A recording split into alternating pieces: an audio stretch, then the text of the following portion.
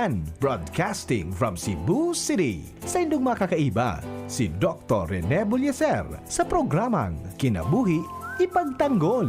Ang kinabuhi, ang buhay importante. Dapat sanang protehiran na siningatan ta. Saro sana ang buhay sa panahon kan sa tuyang eksistensya. Dapat sana na ipagtanggol yato kontra sa anuman na harassment o patakot sa satuyang banwaan. Sa programang ini, Kinabuhi Ipagtanggol, digdi sa DCGB. Madadangog ang mga informasyon asin musikang makakaprotehir asin pamparelax sa buhay habang kamo nagsisiesta. Kinabuhi mo, kinabuhi ko, kinabuhi na tanan, mahalaga. Uya na po ang sa tuyang program host, Doctor of Medicine, Infectious Diseases Specialist, Country Director, Human Life International Philippines, President, Catholic Physician Guild of the Philippines, Lay Director for Visayas and Mindanao, Episcopal Commission on Family and Life or CBCP, as in Pope Benedict XVI Papal Awardee for Church Service, Dr. Rene Bulyeser.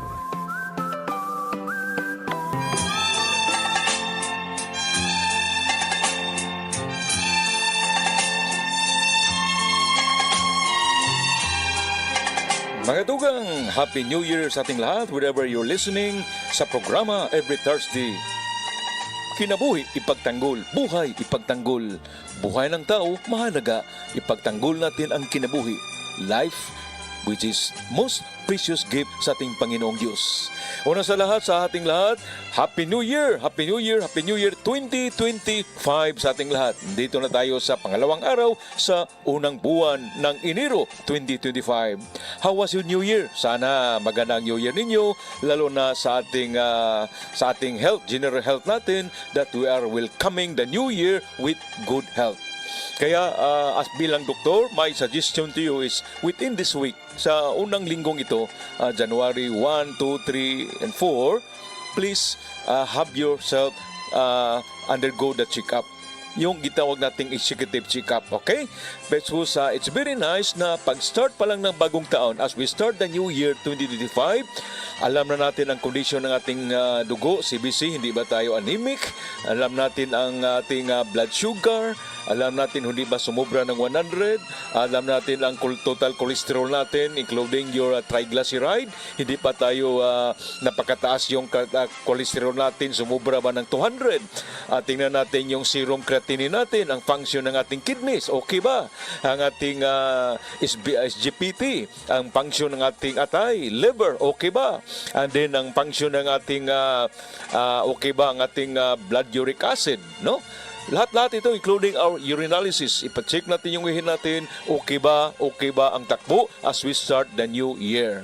Again, kung kaya pa, meron pa kayong extra na funds diyan, hindi pa naubos sa 2024, mag-proceed tayo sa EKG, no? Tingnan natin yung kalagayan ng puso natin, sinus rhythm ba, wala bang problema?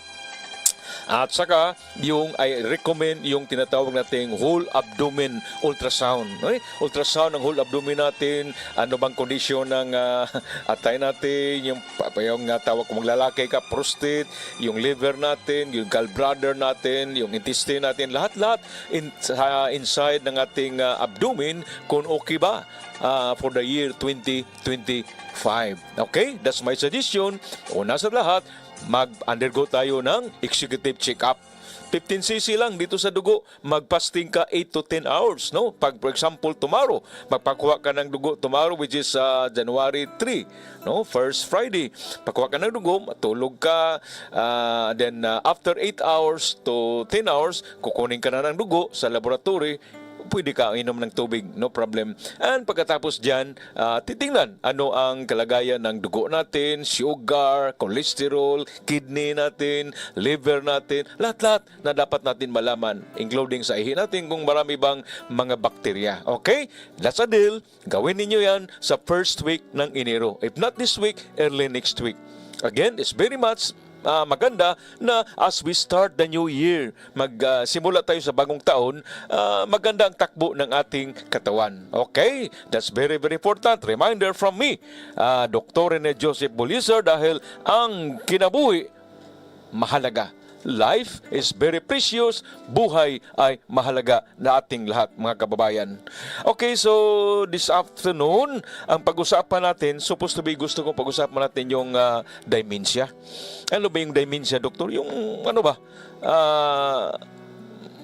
may problema ka sa memory, ano ba, talaga bang matanda ka na kasi nakalimutan mo na saan nakalagay yung eyeglass mo, nakalagay yung susi mo, nakalagay yung cellphone mo, dito yung kanina, bakit nawala? So ganun. So again, we have to talk about it, my dear friends. Sa ano na lang, January 9, no? Next week natin pag-usapan yung sakit na dementia. Yung dementia is the umbrella ng lahat ng mga problema sa memory, no? Sa Bisaya pa, malimtanon ka na sa inyong mga memory. Madali ka lang makalimutan. Okay? So that will be our topic next week, dementia. Because kinabuhi, mahalaga, kinabuhi, ipagtanggol natin. Now, for this afternoon, ano pang pag-usapan natin? What we'll be talking this afternoon, my dear friends, magkakatugang, wherever you're listening now, whole Bicol area, lalo na sa Albay, Sorsogon, Catanduanes, diyan sa Masbate, diyan sa Romblon, sa Samar, sa Liti, sa Cebu, sa Negros, sa Bohol, sa Misamis Oriental, sa Davao, Camiguin, sa Siquijor, Negros, lahat nakikinig sa atin, lalo na sa Hulpanay, Iloilo, Kalibo, diyan sa Capiz at saka San Jose Antique. Yan ang mga probinsya na nakikinig sa ating problema, sa ating programa bawat araw ng Thursday. Okay, mga kapatid, ito ang abang lingkod, Dr. Rene Joseph Bulizer. Welcome and Happy New Year sa ating lahat. Now, ang pag-usapan natin ngayong hapon na ito is also a reminder sa bawat isa sa atin. Ano itong reminder? Let's talk about lahat ng mga gamot. Lahat ng mga gamot na minimintin ninyo. Binibigay, piniprescribe sa mga doctors ninyo. Because, although may kasalanan din, partly may kasalanan ng doktor. No? Dahil nagmamadali, dahil maraming pasyente, etc. Ano ang rason ng doktor? May mga doktor na medyo tamad, no? Medyo tamad pag-explain sa kanyang pasyente, ano ba itong mga gamot na ito? Para saan itong gamot na ito? Bakit doktor, bakit apat yung gamot ko? Ano ba itong gamot number 1? Ano ba itong gamot number 2? Number 3, number 4? Saan ba ito inumin ko 2 times a day? Saan ba inumin ko sa tanghali? Saan ba inumin ko sa gabi? Bakit ganito? Ano ba mga side effect? Etc. That should be explained sa mga doktor, lalo na sa mga first-timer na mga pasyente. Okay? Dapat kailangan yan. Di lang prescription. Pagkatapos umisis ito, gamot mo, inumin mo yan 3 times a day, twice a day, 3 times a day, balik ka after 3 months. I don't like that kind of physician, doctor. No?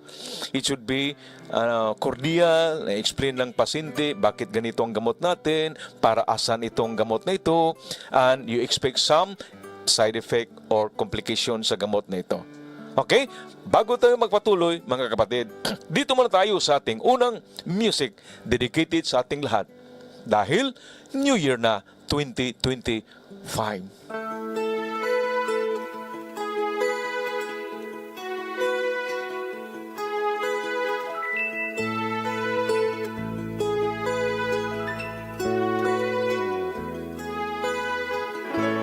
No more champagne and the fireworks are through. Here we are, me and you, feeling lost and feeling blue. It's the end of the party and the morning seems so grey, so unlike yesterday. Now's the time for us to say Happy New Year, Happy New Year. May we all have a vision now and then of a world where every neighbor is a friend. Happy New Year, Happy New Year. May we all have our homes, our will to try. If we don't, we might as well lay down and die.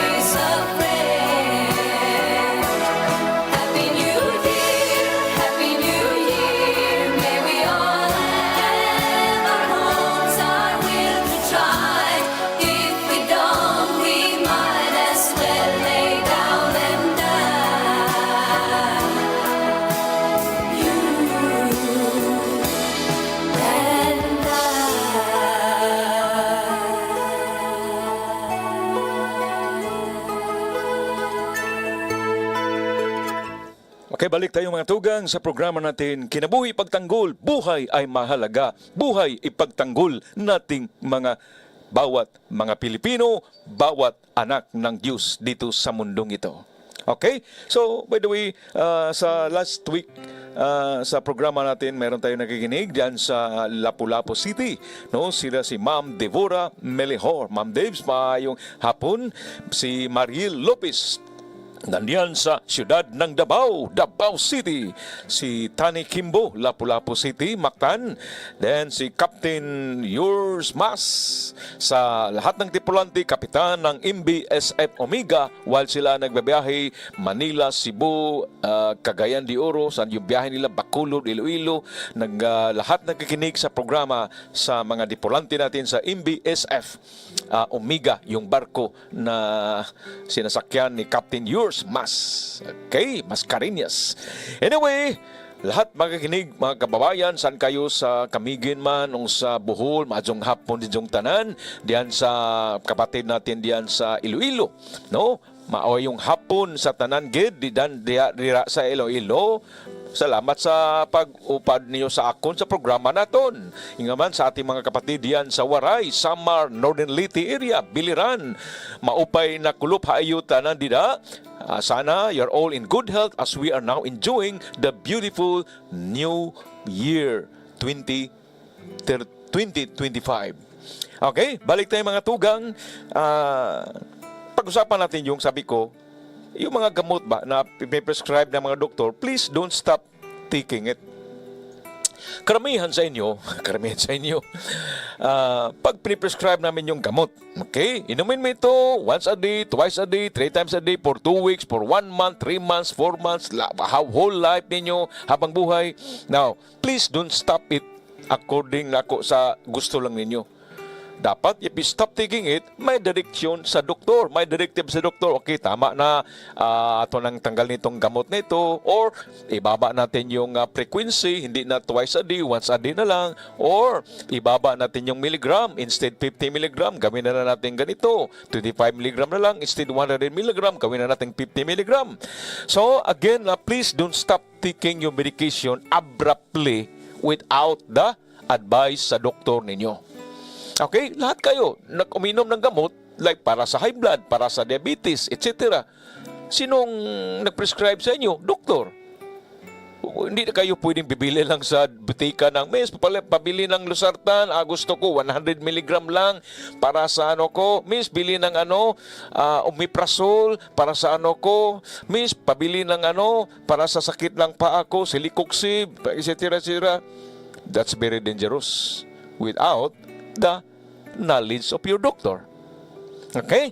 So, why we say, please don't do that. Na bigla ka lang maghinto sa pag-inom sa mga gamot mo dahil sa mga side effect. Sometimes, it could be life-threatening. Baka madala ka sa emergency room, madala ka sa ICU, or bigla kang madala sa menteryo.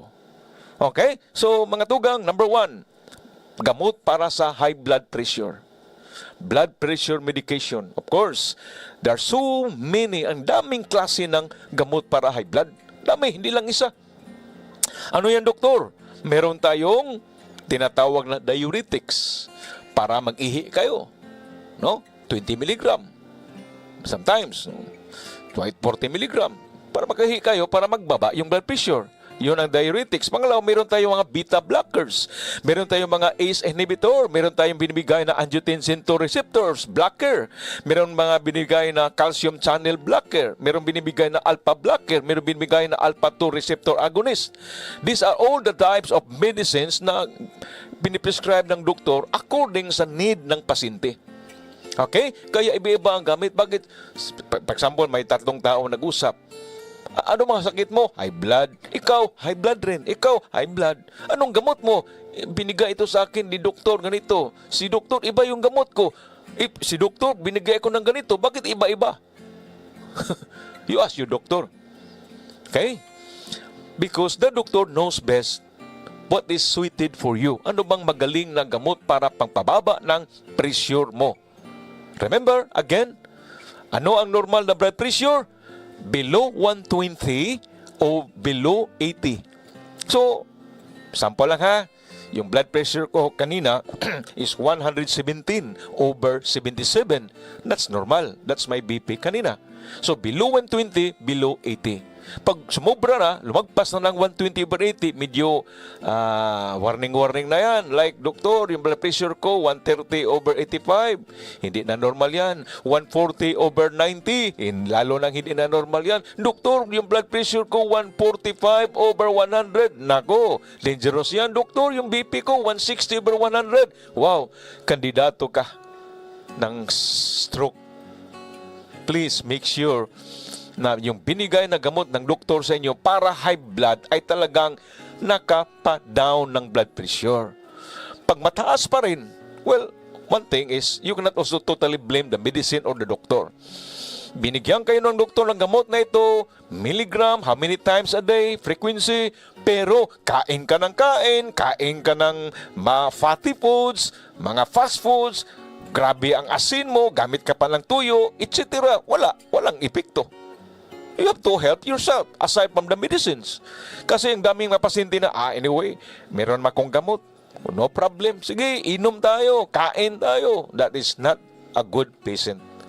But again, kasi maramihan sa ating mga kapatid, ay, magaling na ako, wala na akong dinaramdam kasi, doktor, ininom lang ko ng gamot pag medyo masakit yung liig ko, masakit yung ulo ko. My goodness, medyo nahilo ako, sabi ni Soya pa, nalilipong na ko, diha na kuminom sa akong gamot. That's very bad, my dear friends. Again, please do not do it na mag-stop ka ng pag-inom ng gamot mo because the moment you stop taking your medication para high blood, mag-rebound yung blood pressure mo, baka aabot pa yan ng 180/120, 200/120. Nago, para kang paputok na time bomb. Okay? So please, again, ano bang piniprescribe sa inyo ng doktor para sa high blood pressure? Please, take it. Pag ayaw nyo, hindi nyo gusto yung nararamdam mo sa gamot na yan, go back to your doctor. Complain to your doctor. Doktor, ibang pakiramdam ko nung binigyan mo yung gamot na yan. 3 araw pa lang, iba ng pakiramdam ko. Then the doctor will have to change that medication. Because whether you like it or not, lahat ng gamot may side effect. Balik tayo mga tugang. After our beautiful music dedicated to all of you, lalo na para sa taga Sorsogon, and whole province of Sorsogon and Albay and Camarines Sur. On the first day of Christmas, my true love sent to me a partridge in a pear tree. On the second day of Christmas, my true love sent to me 2 turtle doves and a partridge in a pear tree.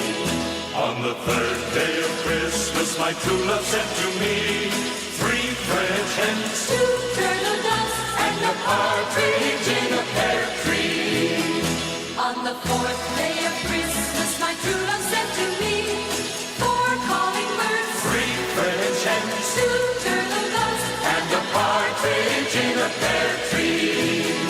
On the fifth day of Christmas, my true love sent to me 5 gold rings, 4 calling birds, 3 French hens, 2 turtle doves and a partridge in a pear tree.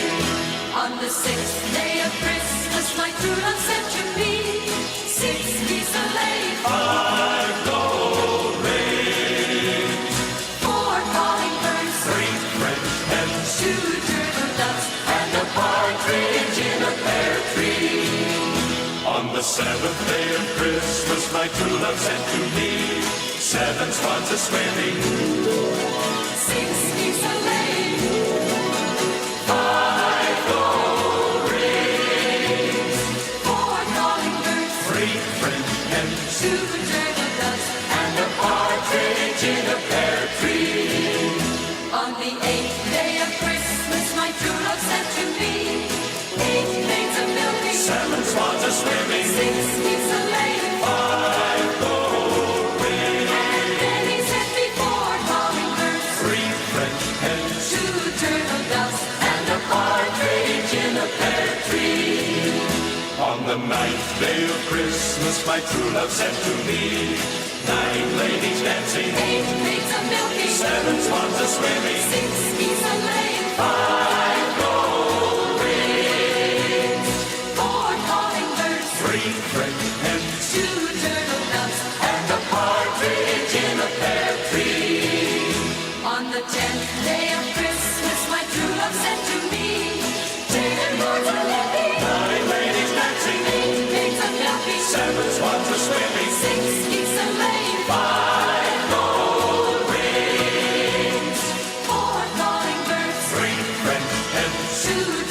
doves, and a partridge in a pear tree.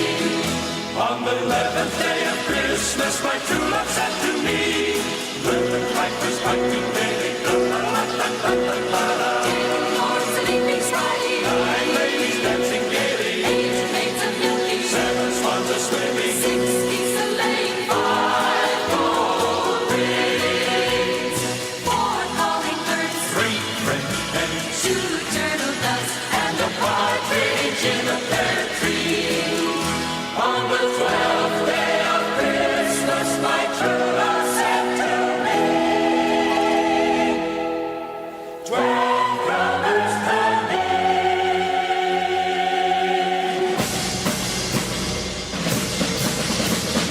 Seven pipers piping gaily, 10 lords a leaping daily, 9 ladies dancing gaily, 8 maids a milking daily, 7 swans a swimming gaily, 6 geese a laying daily, 5 gold rings, 4 calling birds, 3 French hens, 2 turtle doves, and a partridge in a pear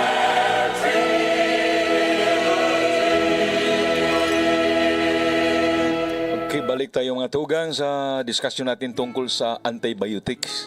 May antibiotic yung mga gamot na binigay sa doktor ninyo na please don't stop it immediately or suddenly without the knowledge of your doctor. Okay? May salute sa ating Master Control, si Chef Technician Names Flora. Good afternoon. Si IT expert natin, Jerome Martinez. Again, si Chef Technician Names Flora at saka si IT expert natin sa DDGB, si Jerome Martinez. Saludo ko sa inyong dalawa, sir. Okay, balik tayo mga tugang. Then, pinag-usapan natin yung blood pressure pa tayo. Nasa blood pressure pa tayo ng gamot. Kasi pag babayaan ninyo, dahil walang pera, whatever reason, ayaw nyo na uminom ng gamot, baka maging addict kayo sa gamot, maging dependent kayo sa gamot. Daming pasyente na nagsasabi sa akin, Dok, hindi ko na inanom yung gamot ko, 2 months na, 1 month na kasi I don't trust the medicine. Pangalawa, wala naman akong ninaramdam sa katawan ko. Ay nako, please don't do that.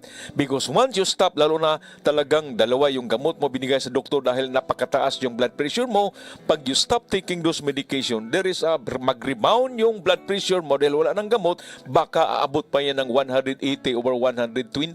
So, it might lead you to stroke. Magka-stroke ka. It will lead to arterial damage, no? Or it will lead to kidney failure. Naku, masira yung kidneys mo. Or renal problem, even damage sa optic nerve mo. Ang resulta, hindi ka na makakita. Gusto mo ba yan? Please, mga tugang, mga kapatid, mga kaigsuran, kauturan, kapanya, lahat-lahat mga kapatid nga nagtikinig sa atin, please don't do that. Do not stop your anti-high blood medication. Okay? Pangalawa, yung mga taong na-diagnose ng hyperthyroidism, problema sa goiter, no? Sa thyroid natin. Now, lalo na yung mga gamot na hyperthyroid, overactive yung thyroid. No? Kaya you're taking this medication every day as binigay sa inyo ng doktor mo, lalo yung mga endocrinologists. Sila mga expert sa mga sakit dito sa ating what you call this, sa ating mga thyroid. Okay? So, pag you stop suddenly taking your thyroid medication, lalo na hyperthyroidism, it can lead to thyroid storm. No? Biglang bumagyo yung thyroid mo. What will happen? You will have a life-threatening condition. Yung blood, yung heart rate mo, no, heartbeat mo aabot ng 150 or 200 beats per minute. Nako, yung regular natin mga 80 lang, tagdag. But yung pag you stop your anti-thyroid medication sa hyperthyroidism mo, baka tagdag yung di na makaya sa puso mo. Mag-fever ka, ma-fainting ka, malagi ka nang ano ba yan sa Tagalog, yung makuyapan? Hilo ka, then you fall down and you can even develop coma. Unresponsive ka na, nandiyan ka na sa ICU. Huh? So, very dangerous mga tugang. Pangatlo, yung antidepressant. Pero mga pasyente na, doktor, itong ano ko problema ko, hindi ako makatulog, palagi akong may niraramdam para bang matapos ng mundo. Ewan ko sa sarili ko, wala akong sarili ko. I want to rest, I want peace in my mind. No, ang mga doktor, lalo na yung mga anong klaseng doktor, psychiatrist, or neurologist. Sila mga doktor na expert dito, bibigyan ka ang pasyente after evaluation, bibigyan ang pasyente ng antidepressant para kumalma yung pasyente, para makatulog yung pasyente, para makabalik siya sa normal niya na trabaho. Daily lifestyle niya, daily habit, daily things to do niya. No? So, antidepressant. So, mga katugang, ang problema is marami na ating mga pasyente na, after ininom ito ng 2 mg na gamot na ito, okay nang pakiramdam ko. So, sabi ni doktor, everyday daw ito, babalik ako 3 months after. Well, okay naman ako after 1 week. I will stop it na. Now, if you suddenly stop your antidepressant na mga gamot, ang mangyari, what will happen mga kapatugang is you will develop a side effect, yung dizziness. No, mahilo ka, parang umiikot yung paningin mo. Pangalawa is you will develop flu-like symptom, para kang nilalagnat, sakit ng katawan mo. Then mag-cramp yung stomago mo, no? And then you will also develop some very rare ito, yung tinatawag namin na brain zaps, ZAPS, brain zaps. Ano yung brain zaps? Para kang nakatanggap ng electric shock sa utak mo. That's very dangerous because yung antidepressant, yung epekto is directly sa utak. Kaya please, ang resulta also, yung mga antidepressant, pag you suddenly stop it without the prescription ng doktor, without the advice ng doktor, you will sometimes also will have some mood swings. Parang maganda ang pakiramdam mo sa umaga, pahapon iba na, para kang galit na galit palagi. You even develop depression, mas grabe pang depression, and panic attack. Panic attack, para kang sumasakay ng aeroplano na para sa iyo, sa isip mo parang makras na, para kang sumasakay ng barko na para sa tingin mo ay lulubog na, and all those things. Okay? Next, maramihan sa mga kapatid natin ngayon nakikinig, some of you may be taking yung tinatawag natin na blood thinners. Blood thinners. Ano yung blood thinners, doktor? Yung tinatawag natin anticoagulant. Binibigay ito sa mga pasyente na mataas ang blood pressure, may sakit sa puso, like coronary artery disease, no? CAD. Para ma-prevent natin yung blood clots. No? I don't know, in Tagalog, sa Binisaya, pangpatunaw sa dugo para dili maglapot, para hindi maging sticky yung dugo ninyo. Kasi pag maging sticky, sobrang sticky yung dugo ninyo, it will lead to blood clot. Pag mag-blood clot yan, wow, it will go to the brain, you will have stroke. No, lalo na pag mayroon ka ng problema ng aneurysm, no, lalo na pag may high blood pressure ka. So it's very very dangerous pag may sakit ka sa puso, at lalo na pag may problema ka, mga kapatid, mga tugang, sa possibly magka-stroke. Kaya binibigay yung mga gamot na ito, including yung nagsuffer na ng stroke, may sakit na sa puso, they have to take this regularly. Ano ba, nakarinig na ako ng ganyan, doktor? Tulad ng aspirin 80 mg. Amen? Yung mga tinadala rin, yung mga gamot na mga clopidogrel 75. Yan. Binibigay namin yan sa mga pasyente namin na talagang very dangerous na mag-suffer ng stroke or heart attack.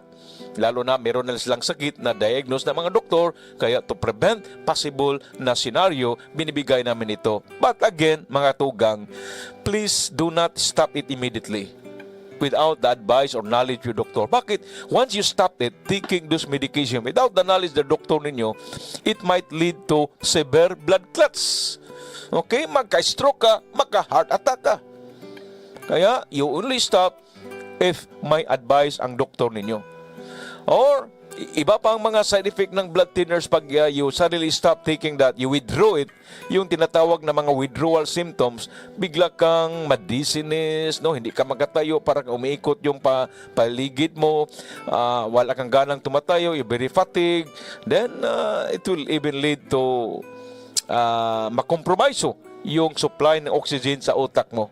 Okay, mga tugang, please do not stop taking these blood thinners, including mas grabe pa yung antidepressants, yung mga benzodiazepines. Benzodiazepines, these are medications na ibibigay natin sa mga taong na may problema sa seizure, no? May problema sa mental disorder, anxiety. Kasi this is to be prescribed alone sa mga doktor na mayroong nga DDB number, ISTO number, regulated na itong dangerous drug board. Hindi lahat ng doktor magka-prescribe ng mga benzodiazepines, okay? So, we will continue mga tugang. Ano ba itong mga benzodiazepines like alprazolam, mga sulam-sulam na yan, dapat hindi ito itigil immediately without the advice of the doctor. Okay? So, dito naman tayo sa pangatlong music para sa ating lahat, para sa mga kapatid natin, mga Waray, mga Ilonggo, mga Cebuano, mga Bisaya. Somewhere, my love, there will be songs to sing. Although the snow covers the hope of spring, somewhere a hill blossoms in green and gold, and there are dreams, all that your heart can hold. Someday we'll meet again, my love. Someday, whenever the spring breaks through, you'll come to me out of the long ago, warm as the wind, soft as the kiss of snow. Laura, my own, think of me now and then.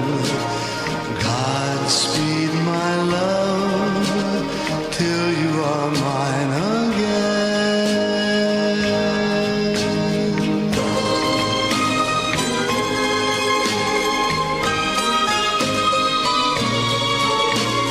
Warm as the wind, soft as the kiss of snow.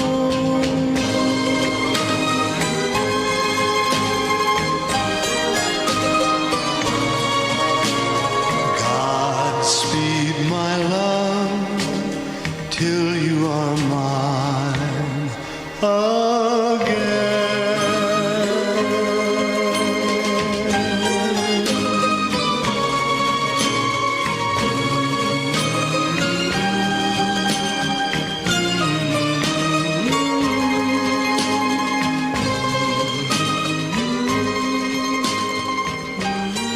Mga tugang, balik tayo sa ating programa, Kinabuhi Pagtanggol. Dahil buhay, kinabuhi ay mahalaga. Dapat nating sustain ang buhay ng tao, pinaka-importanting gasa ng Panginoon Diyos sa ating buhay. Lalo na tayo ay, sa awa ng Diyos, nakapasok na sa bagong taon 2025. Praise God! Okay. So, sabi ko kanina, yung mga benzodiazepines, yung gamot natin para sa mga may problema sa utak, may problema sa emotion, psychological, etc. Now, pag you withdraw this, the patient might develop hallucination. When you hallucination, bigla kang makakita sa mga bagay na ikaw lang, makarinig ka ng mga boses ng tao, na ikaw lang. These are hallucination. And it might even lead to psychosis. Masira yung utak ng tao, no? Maging turiring ka. Okay, so please be careful.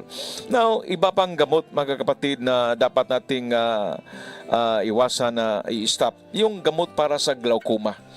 Yung gamot para sa glaucoma, pag mataas ang pressure ng mata mo, intraocular pressure, ang makaalam nito ay mga doktor natin na tinatawag na mga ENT at saka mga ophthalmologist, no? Ophthalmologist din, no? May problema ka sa pressure ng mata mo, kaya bibigyan ka ng mga tawag dito, may mga gamot na i-drop mo lang 1 or 2 drops per day, twice a day, etc. Please don't stop it immediately without the knowledge of your doctor. Okay? Kasi that is really good because pag hindi maagapan yung pressure ng intraocular pressure mo, dahil napakataas ng pressure dito sa mata mo, it will lead to optic nerve damage. Hindi ka na makakita. No, it can lead to blindness. Now, meron naman tayong mga pasyente na uminom ng mga corticosteroids. Ano ba yan, doktor? Yan ang shotgun gamot namin para sa severe na asthma, grabing hika, asthma. Okay, hubak, grabe. So, nandiyan na sa emergency room. Mahirapan na lagi nga. Okay, bigyan mo ng oxygen, 5 liters per minute, etc. Lahat. And then the way to cure the patient is to give corticosteroid.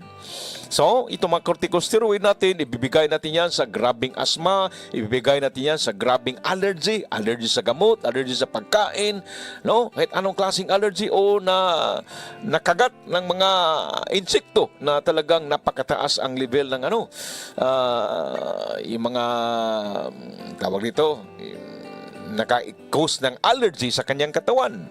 So this is very, very good, including those people with suffering from autoimmune diseases.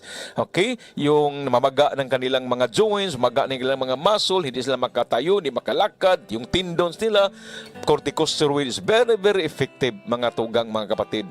But again, do not stop corticosteroid immediately, or do not overdose with corticosteroid on the other hand, because itong corticosteroid is a synthetic, parang kinopya ng medisina ang ating sariling, mayroon tayong sarili yung hormone na tawag nating cortisol.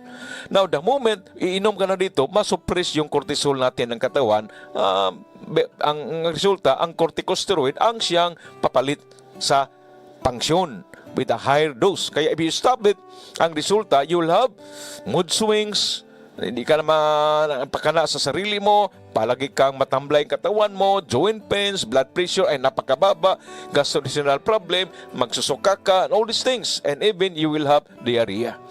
Okay, mga tugang, we will continue next, before mag-usap tayo ng dementia, next week, January 9, we will continue ano bang itong dapat nating hindi natin biglang i-stop yung pag-inom ng mga gamot. Because remember, isa lang katawan natin, isa lang buhay natin. Kaya buhay ay mahalaga. Dapat nating i-maintain lalo na sa bagong taon ngayon. Now, last few minutes before we will end our program. Again, ilang araw na ba ang eleksyon? 130 plus, 129 days to go. Malapit na ang eleksyon. Kung wala mga problema, matuloy yung eleksyon sa Mayo 12. Again, we will be electing 12 senadors, 264 na mga congressman sa ibang distrito, and 63 na mga bagong party list na mga congressman. Kailangan ng party list. Dahil ang party list, meron silang representation na dinadala doon sa Kongreso. At isa lang ang party list na talagang kung inclusive, halos lahat na mga concern ng tao ay dinadala ng party list na ito. Buntis, take charge yan ng party list na ito. Mga bata, wala pa yung sinilang, bagong sinilang, concern yan ng party list na ito. Habang lumalaki yung bata, concern yan sa party list na ito. Malaki na yung tao, matanda na yung tao, may kapansanan sa kanyang katawan, person with disabilities, concern yan sa party list na ito. Lalo na yung mga matatanda. Lalo na yung matatanda, may kapansanan, may sakit, concern yan, number 1, sa party list na ito. Yung mga senior citizen natin, lalo na yung mga mahirap natin mga senior citizen. Hindi na makalakad, kailangan ng wheelchair. May mga sakit, lalo na kailangan ng dialysis. Daming nag-dialysis sa Pilipinas ngayon. 50,000 na Pilipino kailangan ng dialysis every day or 3 times a week, mga tugang, mga kapatid. We have to help them. We have to help them.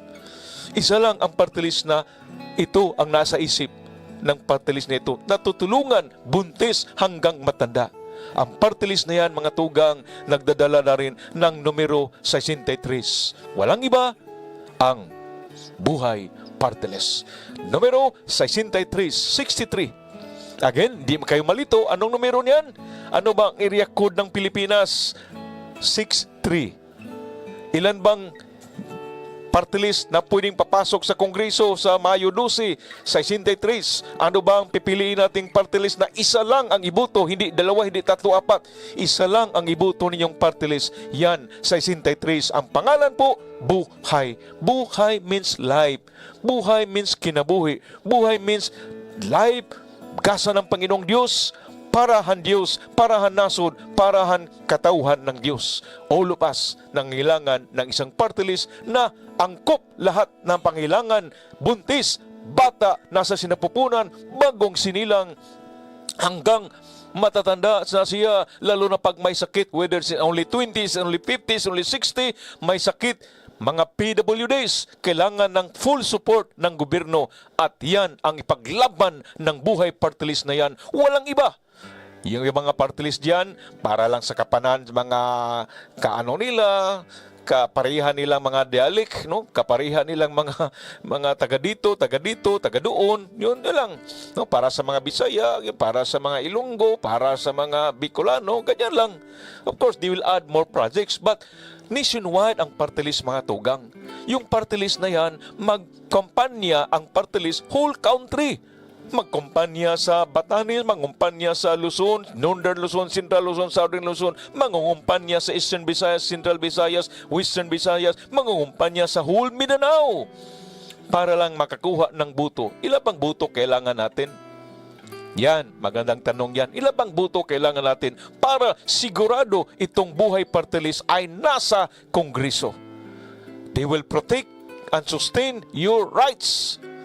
Mga katungod mo, mga rights mo, protektahan, suportahan, mga panghilangan mo, suportahan ng buhay party list. We need 3 million votes all over the country. Sana ang buhay party list magkaroon ng 1 million votes sa Luzon, 1 million votes sa Visayas, 1 million votes sa whole Mindanao. 3 million ang kailangan nating boto para masiguro meron tayong 3 na mga representative, 3 congressman who will be there to fight for us, to will speak for us, to will stand up for us sa Kongreso. Ang daming pira sa gobyerno, oy. Alam nyo ba? Ang daming pira sa gobyerno. If you ask yung mga matitino natin mga senador, meron pa. If you ask yung mga matitino natin mga congressman, meron pa. They know. Grabe ang graft and corruption sa gobyerno. Now, pag may isang congressman nagsabi, kung tanggalin natin ang corruption ng gobyerno at least 25%, ang ganda ng takbo ng Pilipinas, ang ganda ng takbo ng health ng mga Pilipino, 25% lang. Lahat ng mga Pilipino, libre ang gamot. Lahat ng Pilipino, mayroong mga maibili na pera, sustain sa kanilang pangailangan ng mga gamot everyday, lalo na yung mga maintenance everyday. May mga hypertension, may mga diabetes, may mga arthritis, lahat-lahat, sakit sa kidney, everything. Mayroong pera. But we need people who will be there to speak for us, to will claim for our rights. Kailangan natin sila ang naa sa buhay party list. Next week, mga tugang, itanong natin, sino bang nandiyan sa buhay party list na kung ibuto natin yung 3 million, pag magka 3 million votes sila, silang 3 ay lalaban para sa ating kapakanan. Lalaban para sa ating pangangailangan. We need these 3 gentlemen, mga tugang, mga kapatid, mga igsuon, mga kauturan. We need these 3 men to be there in Congress to fight for us, to speak for us, to defend us. Lalo na nangunguna yung concern ng buhay party list ay ang para sa Diyos. Sabi ko last week, nakalimutan na sa Kongreso ang mga batas ng Diyos. Kaya nagkaganito-ganito yung buhay natin, yung bansa natin because we set aside Diyos. No? We set aside God. Alam natin, akala natin we are more intelligent than God. We have more wisdom than God. No. Nobody is more who have the wisdom except God. Kaya lahat tayo, mga tugang, mga kapatid, we need help from God in creating laws that is applicable to each one of us para sa lahat nating mga Pilipino. Nangangailangan tayo ng isang party list who will be there. As I said, reminder lang ha, there are 156 na mga party list. 156 ang lahat ng party list, iba-ibang pangalan, iba-ibang mga agenda diyan. But isa lang ang talagang nakatutok para sa kapakanan mo, nakatutok para sa pangangailangan mo, lalo na ikaw ay matanda, lalo na ikaw ay may a person with disabilities, lalo na ikaw ay babaeng buntis na ngailangan ng tulong to have a safe delivery ng anak mo. The moment yung anak mo ay may sinilang, to bring her up or to bring him up to be a good Christian, to be a good Filipino citizen, you need help. And iyan ang sagot ng Buhay Party List 63, mga tugang. Kaya, as we say, Happy New Year sa ating lahat. Dito pa tayo sa 12 Days of Christmas. Kailan matapos yung 12 Days of Christmas? This coming Sunday pa, January 5, no? First Sunday. Diyan ang araw ng tinatawag na Three Kings, no? The Epiphany, meaning presentation of the Lord to the whole world. That Jesus is the Son of God, hindi lang para sa mga Hudiyo, hindi lang para sa Israel, kundi Diyos siya sa buong mundo, lalo na para sa Pilipinas. Si Jesus lang ang ating Panginoong Diyos at ang Buhay Party List lang ang merong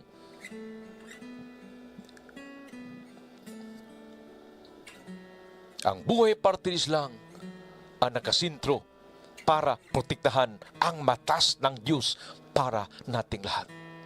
At ito ang mga kapatid, Dr. Rene Joseph Bulizar, hanggang sa Enero 9. Sa next nating episode, again, salute sa akin ay may salute to our dear Sir Glenn Barcelon, Sir Henry Masida, lahat sa dito sa DGB, lalo na kay Chief Technician Sir Names Flora at saka si IT expert Jerome Martinez. Ma'am Jen, good afternoon din sa inyong lahat.